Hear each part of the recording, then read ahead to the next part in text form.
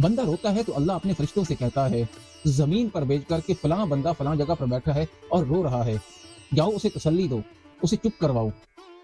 फरिश्ते आते हैं, जमीन पर उतरते हैं और उस इंसान को चुप कराने की कोशिश करते हैं, लेकिन उसका गम उसकी जात से बढ़ चुका होता है। वो खामोश नहीं होता, वो रोता है, चीखता है, चिल्लाता है, उसकी हिचकियां बन जाती हैं। फरिश्ते वापस जाते हैं और कहते हैं या बारी ताला, वो इंसान चुप नहीं हो रहा, वो रोए जा रहा है।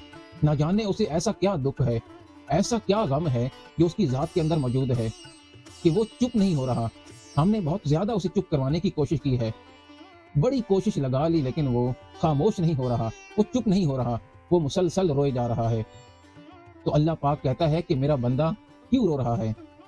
मैं जानता हूं, क्योंकि मैंने उससे उसकी बहुत बड़ी दिल अजीज चीज, दिल अजीज शय, दिल अजीज इंसान ले लिया है और उसे इस बात का गम है और इस गम की वजह से उसका कलेजा फटा जा रहा है और वो रो रहा है।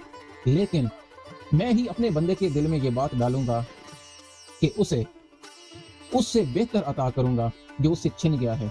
और कह दो मेरे बंदे से कि ला तकनतु मिन रहमतिल्लाह, कि अपने रब की रहमत से मायूस ना होना।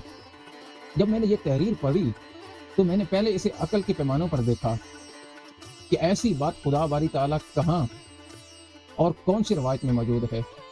लेकिन फिर मेरे दिल में ख्याल आया कि मैं ये बात आपके साथ शेयर करूं।